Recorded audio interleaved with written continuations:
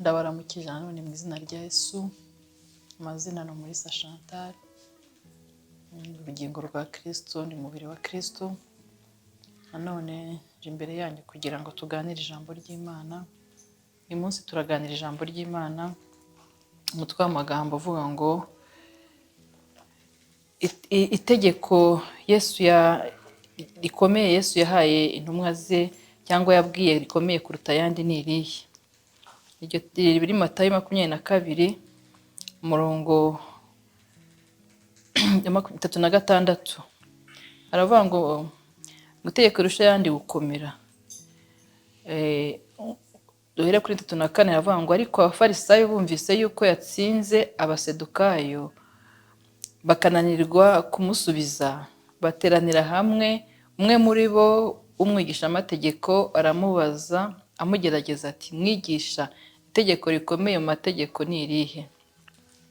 Nawe arabasubiza ati, ukundisha Uwiteka Imana yawe umutima wawe wose, ubugingo bwawe bwose n'ubwenge bwawe bwose. Iryo ni ryo tegeko rikomeye ry'imbere. N'irya kabiri rihwanye naryo ngiri, ukunde mugenzi wawe nk'uko wikunda. Muri aya mategeko yombi, amategeko yose n'ibyahaniwe n'iyuririraho. Amen. Dusome irindi jambo riri mu byahishuriwe Yohana mu gice cya 2 kuva ku murongo wa 1.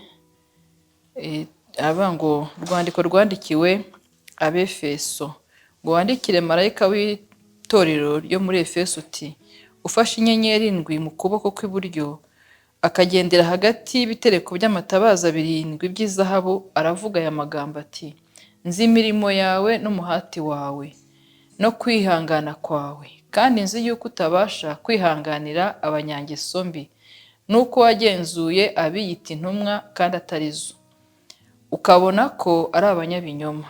Uzi kwihangana kandi warenganirijwe izina ryanjye, ntiwacogora. Ariko rero mfite icyo nkugaya, nuko waretse urukundo rwawe rwa mbere. Nukwibuka aho wavuye ukagwa, wihane ukore imirimo nk'iya mbere, kuko nutabikora nzaza aho uri, nkure igitereko cy'itabaza cyawe ahacyo nutihana. Ariko rero ufite icyo ngushima, nuko wanga imirimo y'Abanikorayiti, iyo nanjye nanga. Ufite ugutwi niyumve iby'umwuka abwira amatorero. Amen. Haleluya. Yesu ashimwe cyane. Tubonye aya magambo dusomye muri Matayo 22, uburyo hari itegeko rirusha ayandi gukomera ari irihe. Ngo Yesu ngo baramugerageza ngo bashaka kugira ngo bumve icyo ababwira. Ngo umwe mu bigisha b'amategeko aramubaza ngo mbese itegeko rirusha ayandi gukomera ni irihe? Arangije Yesu ngo aramubwira ngo ukundisha Imana umutima wawe wose n'ubwenge bwawe bwose n'ubugingo bwawe bwose. Ati rindi naryo rimeze nkaryo, ukunde mugenzi wawe nk'uko wikunda. Atayo ngayo niyo mategeko yandi yuririraho. Amen. Aha turimo kuvuga kuri ayo mategeko. Ni itegeko, ntabwo rwose ari iki, ni itegeko. Hano mu byahishuwe naho aravuga ngo mfite icyo mbese aravuga ngo itorero ry'aba Efeso araryandikira marayika, araryandikira ngo nzi imirimo yawe, nzi umuhati wawe, nzi mbese uburyo uvuga ubutumwa, nzi uburyo mbese ufasha n'abantu, nzi uburyo mbese ibintu byose wabibonetsemo, ndabizi. Nzi ko uburyo wanga abantu badakizwa, ndabizi. Nzi uburyo wanga uvuga ngo aya ni abapagani, ariko mfite icyo nkugaya, ndakugaya urukundo rwa mbere. Ibyo byose ngushima bigeretseho urukundo uba wuzuye. Ngo ariko ngo ibuka aho wavuye ukagwa, ngo wihane. Haleluya. Yesu nashimwe. Iri jambo ni ijambo ridukebura. Igikorwa cyose wakora, abantu benshi bakora ibikorwa kugira ngo bagaragarire abantu. Abantu benshi kino gihe bakora ibikorwa kugira ngo abantu bababone, ariko ntabwo babikorana umutima w'urukundo. Haleluya.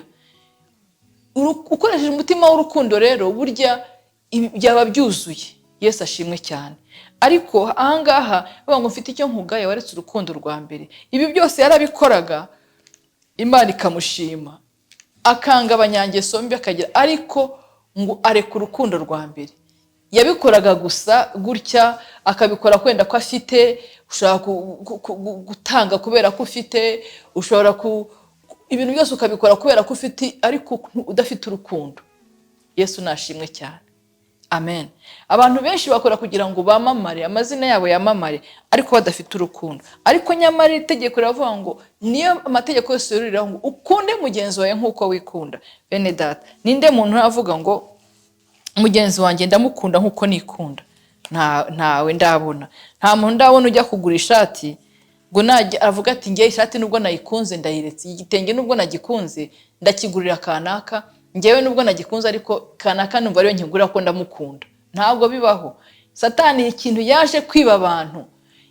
Ibintu byose akora hari ikintu azi Imana ihagazeho n'iri tegeko Imana yavuze, nuko yaje kwambura umuntu urukundo. Nta rukundo rukibaho mu isi.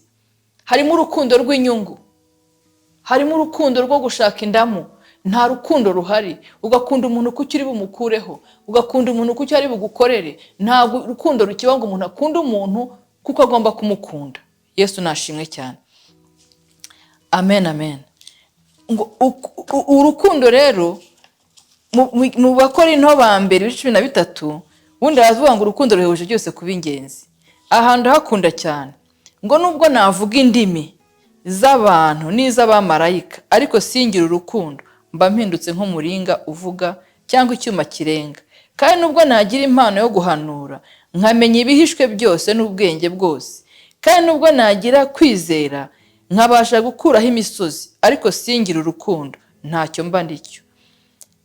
Kandi nubwo natanga ibyanjye byose ngo ngaburire abakene, ndetse nkitanga ubwanjye ngo ntwikwe, ariko singira urukundo, ntacyo byamarira. Haleluya. Yesu ashimwe cyane.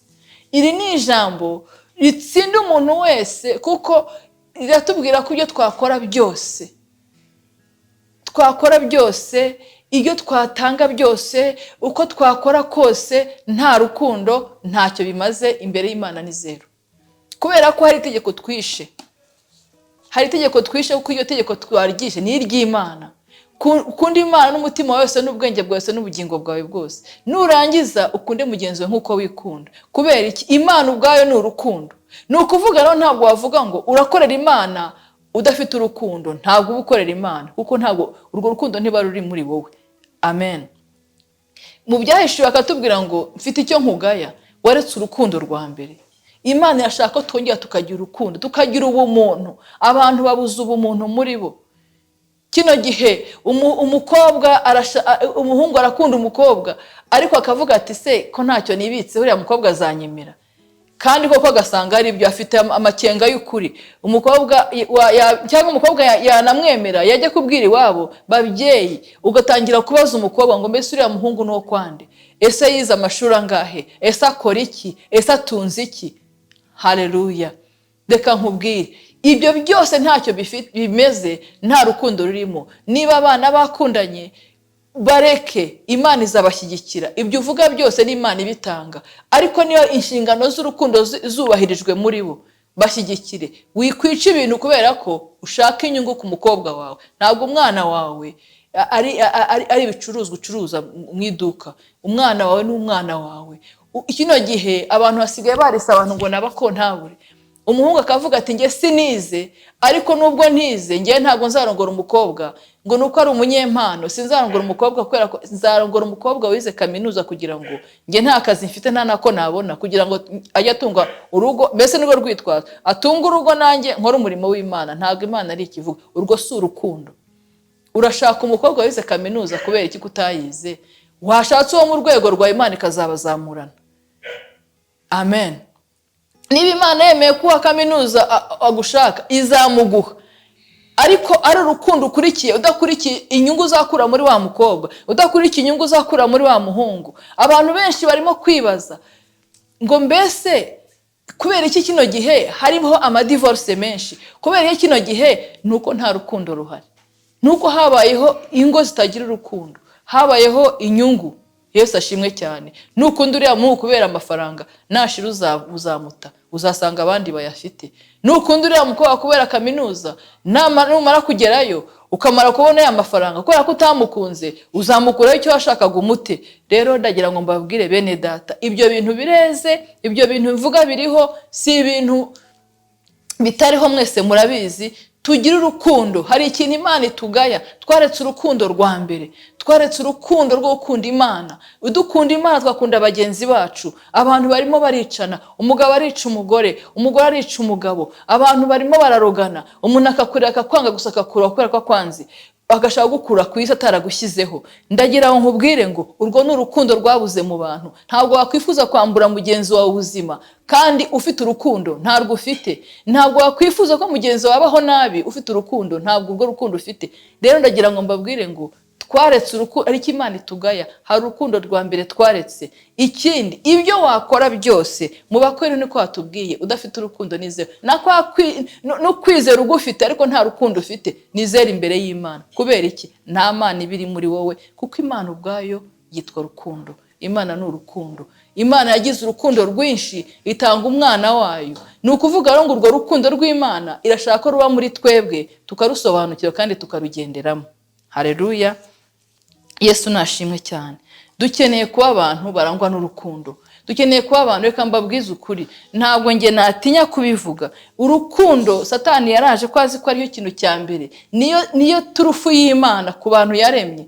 Ariko Satani araza yimura icyo kintu cyitwa urukundo mu mwana w'umuntu, irangize iraza yimikamo ishyari, yimikamo urwango, mbese aradatera mwibye. Aba ari byo abantu bagenderaho. Abakozi b'Imana barangana, abakozi b'Imana barashwana. Wambwira gute ukuntu mutangira umurimo w'Imana muri hamwe, musenyera umugozi umwe, mubabaranye, musangira akabisi n'agahiye, Imana yamara kubazamura ibagejeje imbere, Satani akabereka ko mugomba gutandukana, mugatatanya intama z'Imana?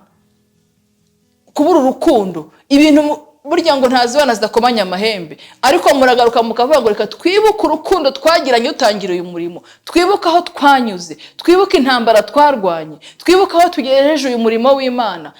Twiyange twebwe dukunda izi ntama, twiyange twebwe dukunda Imana kubw'umurimo wayo. Ariko urukundo rwaragiye. Ndagira ngo mbabwire, nanjye nibwire, tugarure urukundo, kuko ijambo ry'Imana ryatubwiye ngo nitutagira urukundo ngo igitereko kitabaza cyacu ngo kizakurwaho kiri. Yesu ashimwe cyane. Two kuzaba nk'aba bandi bari aho ngaho, mbese turi amata nk'abakobwa 10, bamwe bafite amavuta abandi batayafite. Abantu benshi bafite amatara atarimo amavuta. Dukeneye rero kugira amatara arimo amavuta ahora yaka. Nta kindi cyo, ni urukundo rw'Imana ruzamurika muri twebwe, tukamurikira isi. Ijambo ry'Imana rirambwira ngo ntabwo watwikiriza ngo urumuri ngo rukireho intonga, ntabwo rwagaragara. Nta nubwo umunyu ngo turi umunyu w'isi. Kuba umunyu w'isi ni ukuryohera abantu. Uzaryohera abantu gute ahubwo barabashaririye? Gerageza ugarure urukundo rw'Imana muri wowe, ugaruke wongere ugire urukundo, ukunde abantu, hanyuma ubaryohere. Nubaryohere uzahindura isi. Tuzahindura isi dute? Tuyishaririye, nayo ubwayo itatworoheye. Dukeneye kuba abantu bahindura isi, tubereka urukundo rw'Imana ruri muri twebwe, tubereka ko Imana y'urukundo iba muri twebwe. Ariko ntacyo tuzabashyira, kuko isi ubwayo irashaririye. Ntabwo tutabashyira urukundo rero ngo rubaryohere, ntacyo tuzaba turimo. Ntabwo tuzavuga Imana ngo ibaryohere tudafite urukundo. Imana yo mu ijuru iduha urukundo, iguha urukundo, iwongere usubire urebe uriya muntu udakunda, uvuga ngo ari kuri uriya muntu mwangira iki.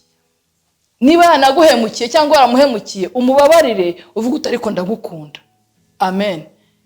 Hari ijambo ryitwa ndagukunda. Ndagukunda iriya birirwa baririmba, iriya ndagukunda nyiti ya Satani kuko ntayirimo. Ndagukunda y'Imana ujya mu bikorwa. Ndagukunda y'Imana urayigaragaza. Haleluya. Imana yo mu ijuru iduhana umugisha. Shalom.